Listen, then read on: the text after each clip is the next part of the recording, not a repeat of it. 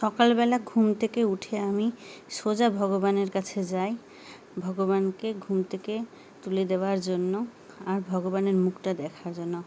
ভগবানের মুখটা দেখে আমার মনটা একদম জুড়িয়ে যায়, মানে কি বলবো, মানে দেখার জন্য আমি আকুল হয়ে যাই। আর ভাবি যে মানুষ কেন এত হাই হাই করে টাকার জন্য, কি হবে এত টাকা নিয়ে সব। আর মানুষ এই টাকার জন্য মানে মানে কি না করে, মানে লড়াই মারামারি অহংকার লোভ, মানে কিছুই ছাড়তে চায় না। এগুলো করতে করতে এই মায়া জালে একদম জড়িয়ে যায় এই সংসারের। আর ভগবানের ওপর থেকে তাদের মানে ভক্তিটাই চলে যায়। আর আমি মনে করি এগুলো না করে যদি এই ভক্তি জীবনে থাকতে পারে তাহলে মানুষের জীবন ধন্য হয়ে যাবে।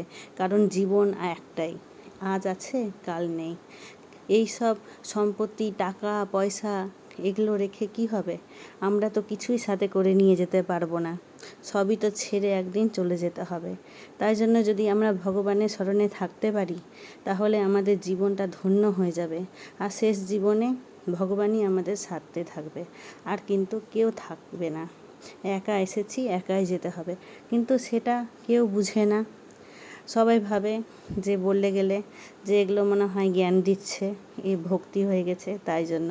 কিন্তু মানুষ যখন ভালো কিছু করে সেটা কিন্তু মানুষের পছন্দ হয় না, কিন্তু কেউ যদি খারাপ কাজ করে সেটার বেলাও কিছু বলে না। কিন্তু ভালো কিছু করলে গেলে কিন্তু মানুষ কিন্তু ওটা আবার কিন্তু চোখে লাগে, বলে এত ভক্তি হয়ে যাচ্ছে হয়ে যাচ্ছে। কিন্তু ভগবানের জন্য যদি ভক্তি করি তাহলে তো ভালোই, খারাপ তো কিছু না।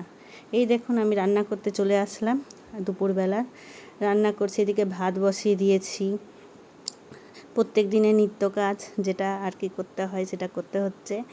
আর তার সাথে একটু ডাল করব, আলু পেঁপে এইসব সিদ্ধ করব আজকে, আর নিম বেগুন ভাজা করব। কারণ এই সময় কিন্তু একটু তিতো খাওয়া কিন্তু খুব ভালো শরীরের পক্ষে। আর আমার কিন্তু নিম বেগুন খেতে খুব ভালো লাগে, কিন্তু আমি কিন্তু আগে খেতাম না, কারণ তিতো আমার পছন্দ ছিল না। কিন্তু এখন আমি বুঝতে পেরেছি যে আমার কিন্তু শরীরের পক্ষে তিতো খাওয়া কিন্তু খুব ভালো, সবারই মানে এটা খাওয়া উচিত। আমার ছেলেরা খেতে চায় না, কিন্তু জোর করে আমাকে খাওয়াতে হয়। ছোট ছেলেটা খেয়ে নেয় কিন্তু বড় ছেলেটা খেতে চায় না, আমার বড় খেতে চায় না, কিন্তু জোর করে খাওয়াতে হয়। আর এই দেখুন মাছও ভাজা করে নিচ্ছি, গরম গরম খাবো তাই জন্য।